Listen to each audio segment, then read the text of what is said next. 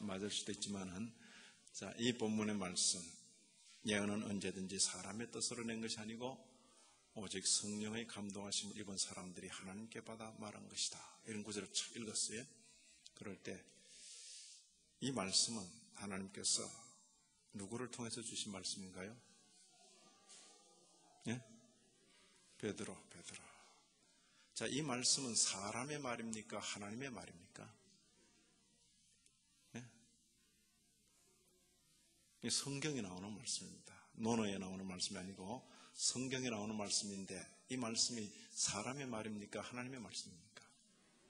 하나님의 말씀인데 누구를 통해서 주셨다고요?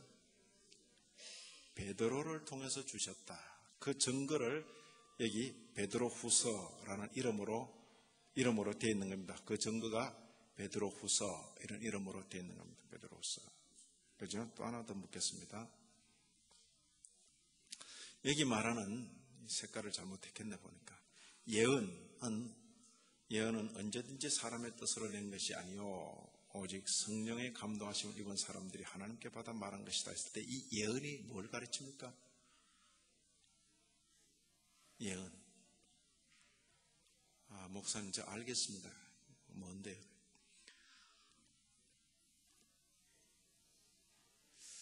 이제 엄마가 하도 결혼하라 그랬는데, 그래서 뭐 자꾸 차일피일 미루고 있으니까 엄마 손에 이끌려서 예언 기도 받는 데 갔어요. 그러니까 이렇게 뭐 권사님이라 그러는데 촥 이렇게 눈을 탁 감더니만, 처자는 김씨 총각과 결혼해야 돼. 그 예언입니까? 성경은 그런 식의 예언과는 상관이 없습니다. 기도를 빙자해서 예언한다 이런 데 마음 뺏기지 마시기 바랍니다. 성경은 그런 것들과는 상종치를 않습니다. 적어도 성경을 읽는 성도들은 하나님의 말씀에 치중하지, 그런 우리의 눈앞의 일을 알려주는 것들에 마음 뺏기면 신앙생활 못합니다. 성경은 자신의 생애의 먼 장래와 인류의 먼 장래를 계속 이야기하면서 그것을 준비하며 살도록 합니다. 눈앞의 일들에 대해서는 별로 관심 갖지 말도록 하십니다. 그러나 우리를 미혹하는 영들은 먼 일들에 대해서는 별로 말하지 않고 눈앞의 일들에서 어떻게든 자기 유익을 찾아서 행하도록 하는 것입니다. 이게 차이입니다. 고등 종교와 하등 종교 사이의 차이도 그러합니다. 대의와 명분을 위하여 살다가 그 때문에 살기도 하고 죽도록 하는 것이, 그것이 고등 종교입니다. 그러나 하등 종교의 특징은 대의와 명분은 상관없고 자기 눈앞의 이익을 찾아서 이리저리 움직이도록 하는 것이 하등 종교의 특징입니다. 어디에 부동산 값이 오를 것이니까 거기에 땅을 사면 거기 땅을 사서 예배당을 지으면 좋을 것이다. 자, 제가 암만 기도해도 뭐 별로 응답도 안다고 그래가지고 어느 날 응답 받으러 갔습니다. 예언 기도하는 권사님한테 가서, 우리 신반부 중앙교회를 어디 옮겨서 좀 크게 짓고 싶은데 어디 땅을 사면 좋겠습니까? 제가 그러고 다니고 있으면 좋겠습니까? 그건 아니다. 그건 목사가 할 일이 아닙니다. 신학교에서 학생들을 지도하다 보면 이 전도사님들이 개척을 어디 해야 될지를 몰라가지고 점집에 가서 묻는다고, 그렇게. 그런 위에 참 웃지 못할 일들이 생기는 것입니다. 그래서 목사 교육을 다시 받아야 되는 것입니다. 다시 한번, 여기 말하는 예언은 그런 류의 예언이 아닙니다. 그러면 예언은 뭘 가리킵니까? 자, 뭐 궁금한 채로 넘어갑시다. 아무 말도 대답을 안 하니까. 자, 우리가 지난 일과에서 하나님에 대해서 고백했습니다. 하나님. 우리는 살아계신 하나님을 믿습니다. 그 하나님은 영이시고, 그 하나님은 우리가 볼 수 없고, 그 하나님은 우리 머리로는 이해할 수조차 없고, 그 하나님은 영원하시고, 그 하나님은 불변하시고, 그 하나님은 선하시고, 그 하나님은 공의로우시다. 이렇게 말했습니다. 그 말을 가만히 듣고 있더니, 아니, 볼 수 없고 알 수 없다 그러놓고 목사님은 어떻게 그렇게 잘 아십니까? 그렇게 묻는 거 아니에요?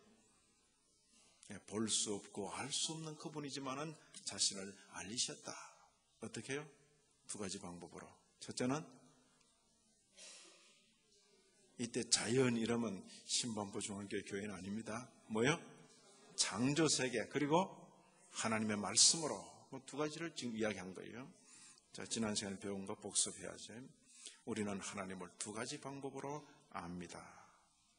자, 쭉 읽습니다. 첫째로, 우리 우주의 창조와 보존과 통치에 의하여 압니다. 우주는 우리 눈앞에 마치 가장 아름다운 책처럼 펼쳐져 있는데, 그 안에 있는 크고 작은 모든 창조물들은 사도 바울이 말하듯이 마치 하나님의 보이지 않는 것들, 즉 그의 영원한 능력과 신성을 분명히 파악하도록 우리를 인도하는 글자들입니다. 자, 지난 한 주간 동안 좀 이렇게 책 좀 봤습니까? 제가 말하는 책이 뭔지 알겠죠? 예, 저는 설악산에 다녀왔습니다. 예, 저는 이 가을을 맞아 산정호수에 다녀왔습니다. 예, 저는 갈대숲을 보았습니다.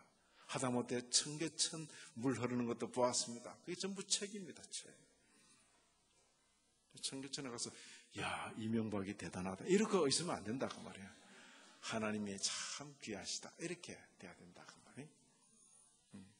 이 창조 세계를 보면서 이 심령이, 영적인 인생이 글을 읽듯이 하나님을 알게 된다. 그렇게 옛 성도들은 파악을 한 것입니다. 이 모든 것들은 사람으로 하여금 확신하도록 하기에 충분하다. 변명의 여지가 없게 합니다. 자, 기도할 때도 이런 구절 쫙 인용해서 기도하니까 기도가 품위가 착 올라가잖아요. 그러죠? 예, 이런 구절을 배우지 못했을 때는 어떻게 참 기도 내용을 좀 이렇게 풍성하게 하고 싶은데 빈약하지. 근데 이런 내용을 다 이제 창조 세계를 통해서 하나님께서 우리에게 주신 그 내용들, 예, 충분하다. 변명할 수 없도록 한다. 자, 그리고 둘째로 고백합니다. 하나님께서는 그의 거룩하고 신성한 말씀을 통하여 이 생에서 그의 영광과 우리의 구원을 위하여 우리에게 필요한 만큼 보다 분명하고 충분하게 그 자신을 우리에게 알리셨습니다. 첫째는 창조 세계. 예? 코로 호흡하며 눈 뜨고 살고 있는 모든 인생들이여, 느껴라, 느껴라. 누구를? 살아계신 하나님을 느껴라. 낮이면 낮, 밤이면 밤, 봄이면 봄, 여름이면 여름, 가을이면 가을, 그 겨울이면 겨울, 남반부는 남반부대로, 열대는 열대대로 살면서 느껴라, 느껴라. 네? 감당 못할 그런 천재지변 앞에서 하나님의 두려움을 느껴라, 느껴라. 느끼는 것이 창조세계 뿐만 아니라 둔해진, 망가진 이 인생들로 하여금 또 깨닫게 하시려고 말씀으로. 자, 여기 보시면 오늘 내용은 하나님의 말씀입니다. 그럼 목사님 말씀하시는 그 하나님의 말씀이 뭡니까? 이렇게 물을 거 아닙니까? 말씀. 자, 말씀. 자, 같이 고백합니다. 이 하나님의 말씀은 사람의 충동에 의하여 온 것이 아니며 사도 베드로가 말하듯이 성령에 의하여 사람이 하나님께로부터 받아 말한 것이라고 우리는 고백합니다. 자, 조금 더 읽습니다. 우리와 우리의 구원에 대한 그의 특별하신 보호 가운데 하나님께서는 선지자들과 사도들과 같은 그의 종들에게 그가 계시하신 말씀을 쓰도록 명령하셨으며 그 자신 친히 그 자신의 손가락으로 율법의 두 판을 쓰셨습니다. 그런 고로 그러한 글들을 우리는 거룩하고 신성한 책, 성경이라고 부릅니다. 자, 다시. 자, 베드로후서 1장 21절. 이 하나님의 말씀은 사람의 충동에 의한 것이 아니라 성령에 의하여 감동된 사람이 하나님께로부터 받아 말한 것이다. 아까 우리가 읽을 때 예언은 그렇습니다. 그 예언은 뭘 가리킵니까?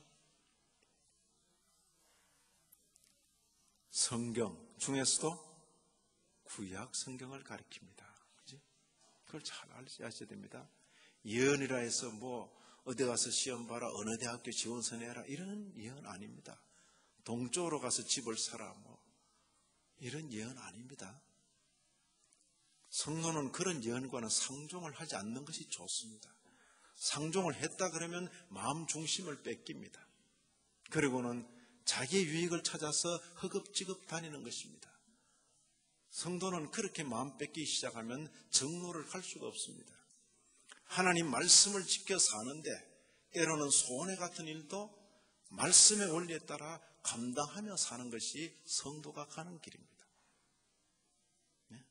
많은 사람들이 손해된다고 안 가는 길이라도 말씀이 요구하는 길이라면 손해를 보면서도 가는 그 걸음이 성도가 가는 걸음입니다. 그게 세상과 다른 것이죠. 자, 여기 보시면 서도록 명령했다. 그래서 그러한 글들을 우리는 거룩하고 신성한 책이라, 거룩하고 신성한 책이라. 여기 거룩하고 holy, 이건 알죠? holy. 그리고 신성한 divine 책이라, scripture 해놓고는 끝에 s를 붙여서 복수, 책들이라 그런 뜻입니다. 자, 그럼 보십니다.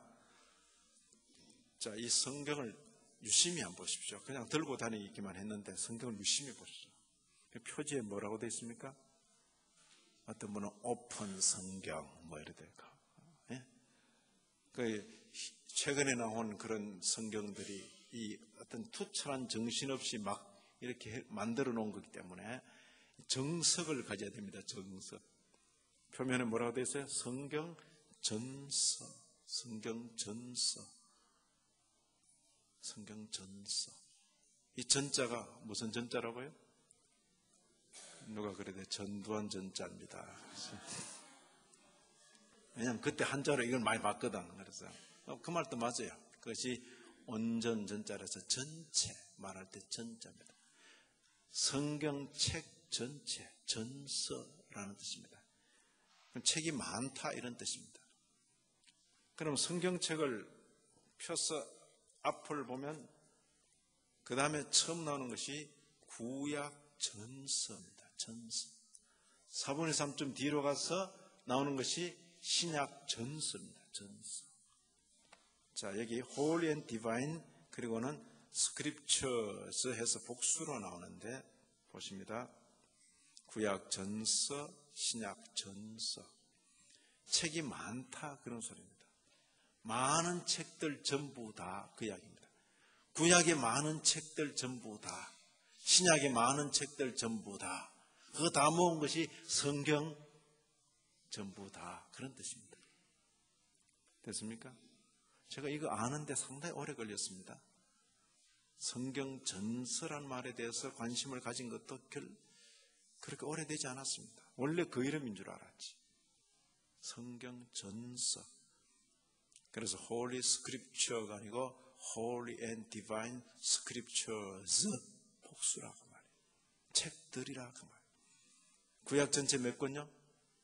39권의 서로 다른 책들이 모여서 뭐가 됐어요?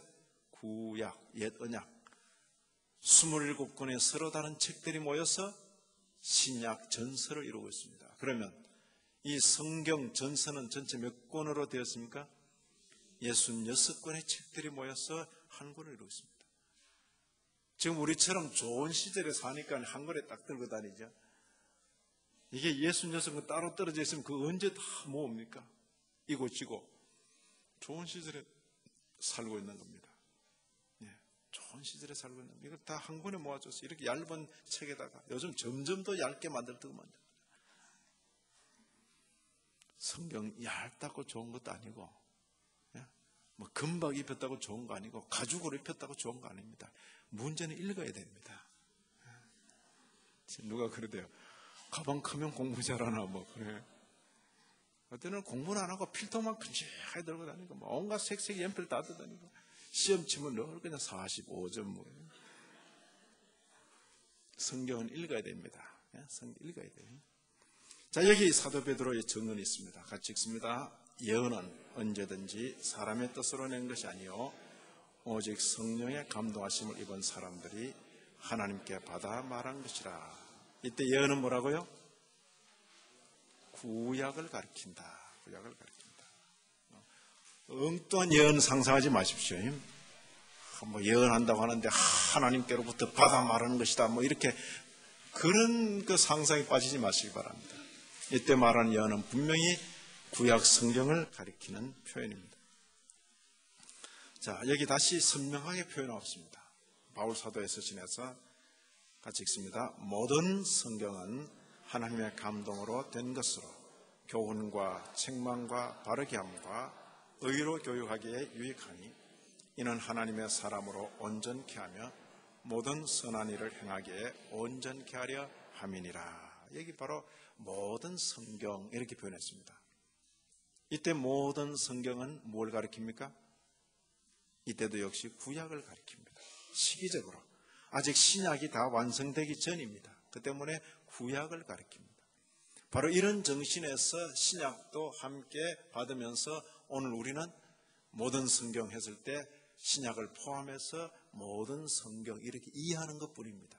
실제로 그 본문에 들어가면 구약을 가리키는 것입니다. 지금 사도 바울이 제자 디모데에게 구약을 전제하고 유대인의 경전인 구약을 전제하고 모든 성경은 네가 손에 들고 있는 그 모든 성경은 하나님의 감동으로 된 것이다. 이렇게 제자에게 말해주고 있는 그 대목이라고 합니다. 자, 하나님께서 말씀하실 뿐만 아니라 특별한 계획을 가지고 그 말씀을 기록하도록 그렇게 하시는 것입니다. 이 먼저 특별한 계획을 보십니다. 어떤 특별한 계획인가? 자, 하나님께서 말씀하실 때는 당대를 향해서 말씀하십니다. 자, 하나님께서 아브라함 하세요. 아브라함. 하나님께서 아브라함에게 말씀하십니다. 그렇죠? 그러고는 아브라함의 세월 살다가 이제 돌아가셔야 안 가실랍니까? 가신다 그 말이. 그럼 이삭, 야곱 이제 하죠. 아브라함에게 말했던 걸 또 이삭에게 말하고 야곱에게 다 말해야 되는 게 아닙니다. 하나님 너무 피곤하게 만들지 마세요. 그죠? 아브라함에게 말한 그 모든 말이 누구에게 전달되기를 바라시나요? 이삭에게, 또 야곱에게, 또 야곱의 12 아들들에게 한 번 말씀하심으로 모든 후대에게 말씀되어지기를 원하시는 것이다. 여기 바로 그런 뜻입니다. 이 일이 장래 세대를 위하여 기록되리니 창조함을 받을 백성이 여호와를 찬송하리로다. 장래 세대. 그러죠? 장래 세대를 염두에 두시는 것입니다. 장래 세대는 다른 말로 후대 이렇게 표현해요. 후대. 다음 세대 그런 뜻입니다. 어렵지 않죠? 시편 48편 13절 후대에 전하라. 후대에 전하라. 여기 시편 78편 4절 6절이 유명한 것입니다. 이 한 본문 안에 어떻게 나옵니까? 자손, 저희 자손, 후대, 후생 자손, 저들의 자손 또 이렇게 말하는 겁니다. 천천히 읽어 내려갑니다. 우리가 이를 그 자손에게 숨기지 아니하고 여호와의 영예와 그 능력과 기이한 사적을 후대에 전하리로다. 여호와께서 우리 열조에게 명하사 저희 자손에게 알게 하라 하셨으니 이는 저희로 후대 곧 후생 자손에게 이를 알게 하고 그들은 일어나 그 자손에게 일러서 저희로 그 소망을 하나님께 두며. 어떻습니까? 이 하나님의 말씀은 관심이 당대만 있는 게 아닙니다. 그 후대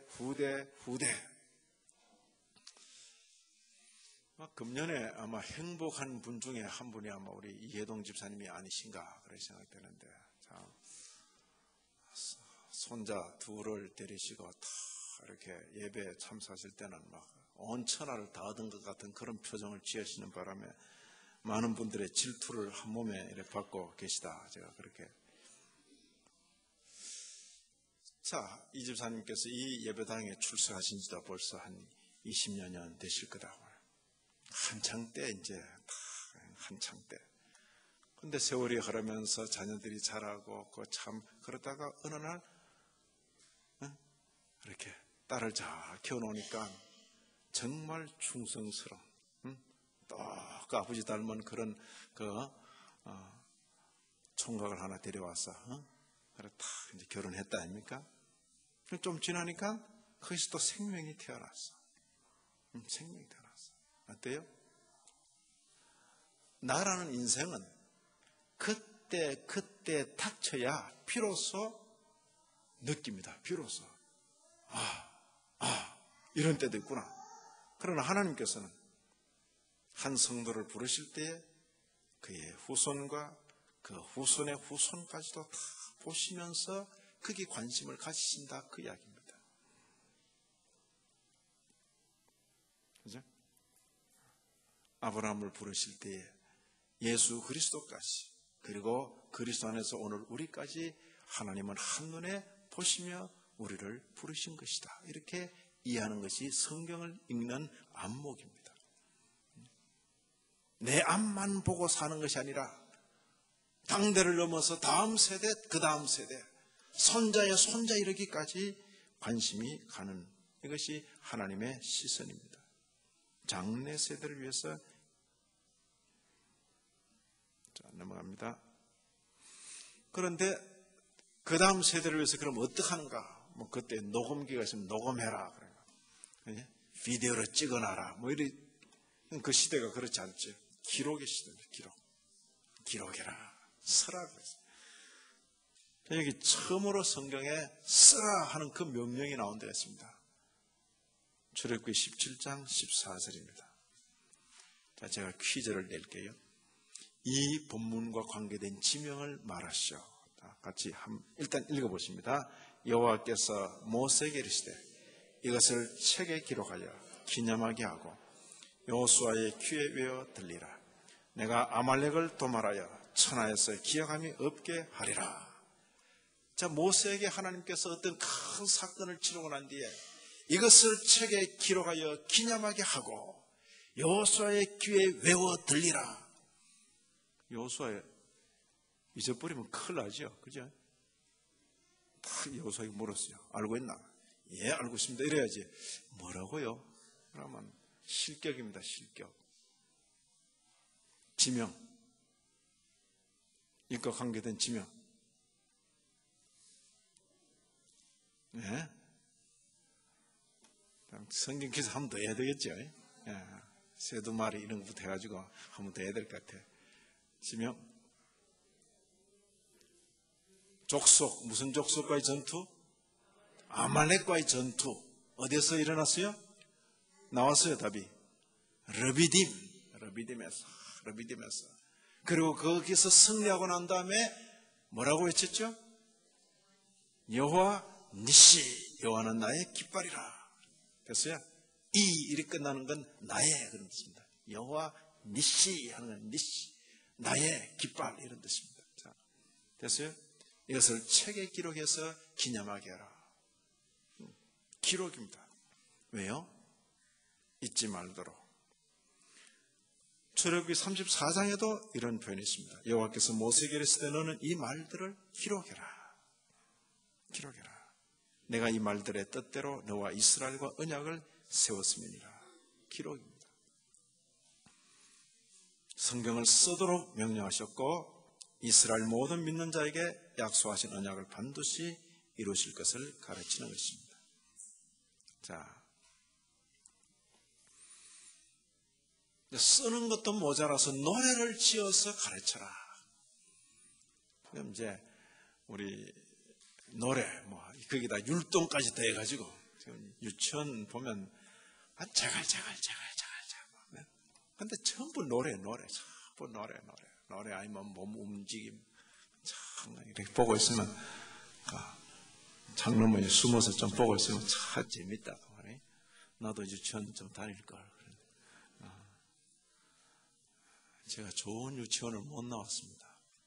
저는 하나님이 지으신 창조세계 유치원, 803 기슭에 있는 창조세계 유치원에서 염소 떼들과 함께 제가 유치원 2년 다녔습니다. 창조세계 유치원. 온 천지가 그 학교죠. 온 천지가 학교. 자, 노래를 지어서 가르쳐라. 모세가 이제 세상 뜰 무렵에는 노래를 지어서 가르치는 겁니다. 노래.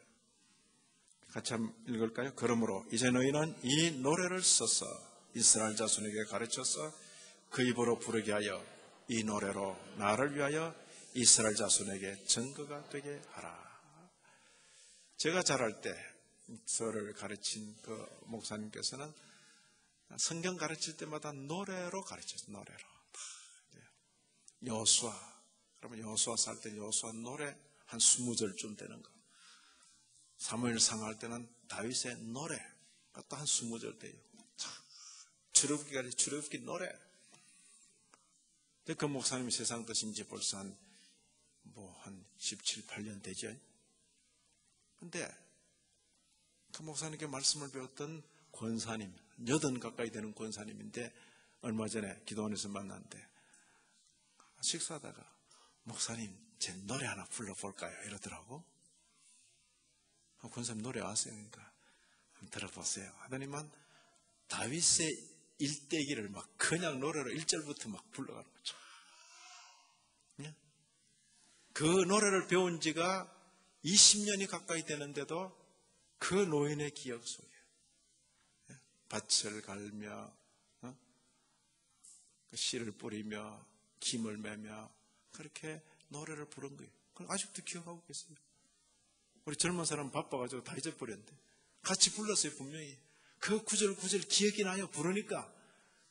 그런데 그 권사님께서는 그렇게 기억하시더라고요. 중간에 딱 막히면 얼굴 파랗게져서 가지고 다시 시작하고 눈물이 핑 돌더라고요. 노래로 가르쳐라. 노래로 가르쳐라. 자, 이 기록된 구약 성경을 두고 바울 사도가 로마 성도들에게 보내는 서신에서 이렇게 표현했습니다. 같이 읽습니다. 무엇이든지 전에 기록한 바는 우리의 교훈을 위하여 기록된 것이니 우리로 하여금 인내로 또는 성경이 아니로 소망을 가지게 함이니라. 그런 거로 전에 기록된 것을 어떻게 해야 된다? 들고 다녀야 된다. 품고 자야 된다. 그런 뜻입니까? 어떻게 해야 된다고요? 읽어야 된다. 읽어야 된다. 네? 성경 가죽으로 만들었다. 금박 입혔다. 그거 자랑하지 마시고 읽으세요. 제가 종종 여러분들의 성경을 뒤적뒤적 볼 겁니다. 성경 조심하세요. 식당이나 화장실 앞에나 어디 성경 함부로 두고 다니면 제가 늘 이렇게 뒤적입니다. 이렇게. 이 집사님은 어디다 줄 거나, 이 권사님은 어디다 지금. 성경은 깨끗한 게 자랑이 아니고 막 줄을 끊어라 한다고 하면 아무데나 막 줄을 막 끊어놓은 사람이 있어요. 제가 신학교에서 강의할 때도 이렇게 책을 가져오라 그런다. 책을 가져와서 한번 책 딱 보면 알거든. 책 딱 보면 그 부분이 새까맣게 돼 있어야 되거든. 그 표현은 쉬는 시간에 막 아무데나 줄을 막 끊었는데 그거 다 걸리지 뭐. 엉뚱한 데 줄을 끊어요. 하여서 뭐 이런 데 줄 끊어요. 이게 뭐. 성경 읽으면서 우리 참 주일이나 수요일이나 새벽기도회나 말씀이 아주 친절하게 소개되는 거기 때문에 읽으면서 따라오세요. 오시면서 옆에 줄을 끊고 서놓고 표딱지 붙이고 그럼 나중에 너덜너덜해지면 그건 갑오로 남겨두고 그 다음에 또 한 권 사서 또 하고 성경 첫째 권은 결혼 전까지 읽던 거 성경 제2권은 결혼해서 우리 아이가 뭐 초등학교 때까지 읽던 거 성경제 셋째 권은 내가 권사 취임하고 읽기 시작한 거 뭐 그래 되면 이제 가보가 되는 거죠. 성경은 많이 읽고 손때가 묻어서 너덜너덜해야 됩니다. 목사님 돈 드는데요. 성경 너덜너덜해서 제게 찾아오면 반드시 사드리겠습니다. 네? 좋은 책으로.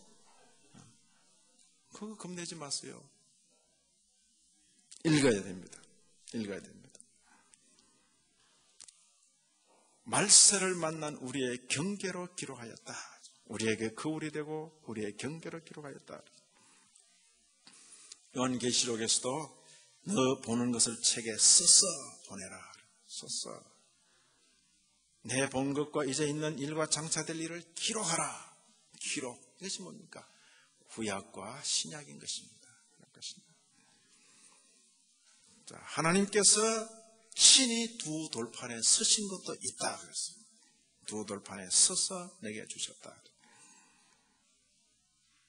자, 그리고는 그 옛날 시내산에서 하나님께서 쓰신 그 일을 기억하면서 여호와께서 시내산 위에서 모세에게 이르시기를 마치신 때에 정급한 둘을 모세에게 주시니 이는 돌판이요 하나님이 친히 쓰신 것이더라. 영어 표현이 하도 재미있어서 이렇게 가로 안에 넣어놓은 겁니다. 뭐로 썼다고요? 하나님의 손가락으로 서여진 것이다. 이렇게 되어 있는 것입니다. 자, 그래도 하나님이 손가락으로 쓴 것이 다른 것보다 더 중요하다 이런 생각하지 말라고 이렇게 해놓은 겁니다. 모든 성경은 하나님의 감동으로 된 것이다. 자, 다시 한번 읽습니다. 모든 성경은 하나님의 감동으로 된 것으로 교훈과 책망과 바르게 함과 의로 교육하기에 유익하니 이는 하나님의 사람으로 온전케 하며 모든 선한 일을 행하기에 온전케 하려 함이니라. 자, 이제 베드로후서 1장 21절 예언이 뭐라고요? 구약의 모든 말씀 다 같이 읽습니다. 예언은 언제든지 사람의 뜻으로 낸 것이 아니요 오직 성령의 감동하실 이번 사람들이 하나님께 받아 말한 것임이니라. 베드로를 통해서 쓰여졌지만은 하나님께로부터 받아 말한 것으로 그렇게 우리도 역시 신약을 이해하는 것입니다. 요즘은 이런 성경들이 있죠. 현대 아주 그 인쇄술도 잘 발달되고 제본도 잘 발달된 우리 시대의 성경입니다. 이런 거 옛날 책들이 있습니다. 이런 거예요. 파피루스라는 이런 책의 형태도 있습니다. 되게 신약 성경은 이런 형태로 처음에 되어져 있던 것입니다. 바라기는 양피지 이런 것도 그랬으면 좋겠는데 그러지 못하고 눈 좀 식히시라고 제가 이런 게 이제 참 좋잖아요. 이거 우리 책이라고 책 하나님을 아는 책. 자, 제 4장입니다. 정경으로 인정된 성경입니다. 같이 고백합니다. 우리는 성경이 구약과 신약의 두 부분으로 구성되었다고 믿는데 이것들만이 성경이며 이것들의 거슬러 다른 어느 것도 인정될 수 없습니다. 이 책들은 하나님의 교회 안에서 다음과 같이 수록되어 있습니다. 목사님 그거 다 아는 건데요. 그렇게 말하지 마세요. 바로 이 고백을 할 당시에 구약과 신약 사이에 엉뚱한 책들을 여러 권 끼워 넣어놓고 그걸 성경이라고 강조했다 그 말이에요. 그게 캐톨릭 교회의 그 당시 모습이었습니다.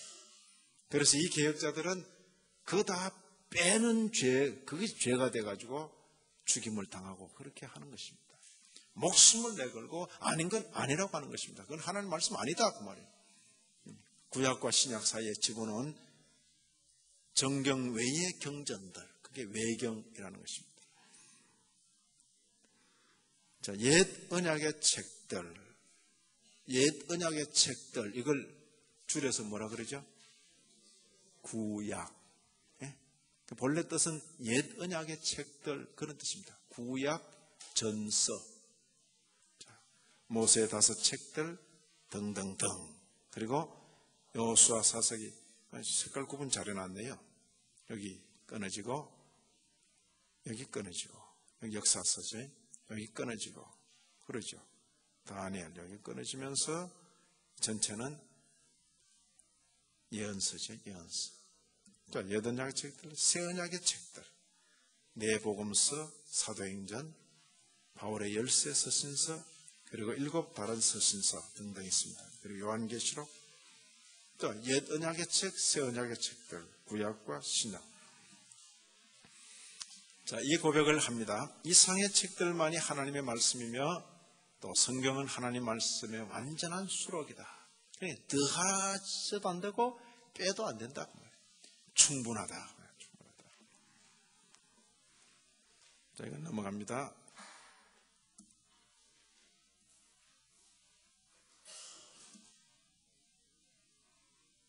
자, 성경의 구조를 한번 보십시오. 성경 구조를 보시면 모든 성경의 기초가 되는 책이 뭡니까?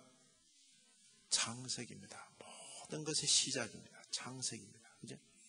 이 창세기의 기초 위에 출애굽기, 레위기, 민수기, 신명기서가 있는 겁니다.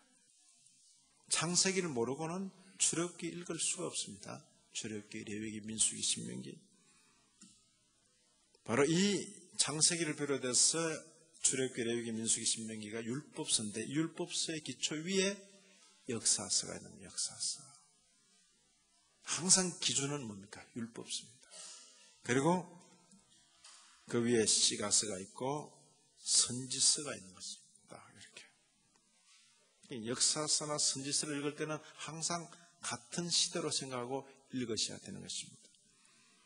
그리고 구약의 이 바탕 위에 사복음서가 있는 사복음서. 그리고는 사도행전, 신약의 역사서 사도행전, 동시대의 서신서, 여러 서신들의 책들이 있습니다. 그리고 마지막에는 요한계시록. 요한계시록은 영혼을 향하여서 열려있는 책입니다. 인류의 마지막과 교회의 영혼을 향하여서 열려있는 책이라고. 자, 이게 구약입니다. 아래쪽이 구약이고, 그리고 위쪽이 신약입니다. 그렇죠? 전체는 1500년에 걸쳐서 거의 40명 가까운 서로 다른 저자가 기록한 책들의 모음. 그것이 성경전서입니다. 됐습니까? 성경이라 말할 때는 전서예요. 신약 전서, 구약 전서. 자, 제3장 제목이 뭐죠? 기록된 하나님의 말씀. 제4장 정경인 하나님의 말씀. 기록된 하나님의 말씀, 정경인 하나님의 말씀.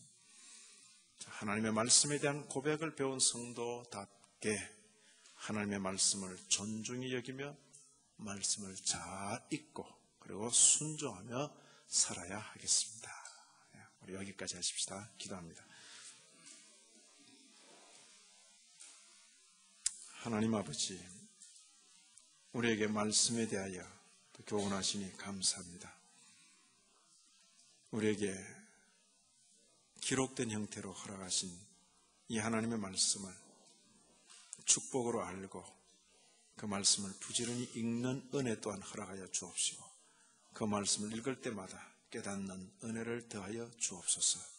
온 교회가 주의 말씀을 사모하여 열심으로 읽으며 그 말씀을 묵상하는 그런 교회가 되게 하여 주옵소서. 예수님 이름으로 기도 올리옵나이다. 아멘. 하늘에 계신 우리 아버지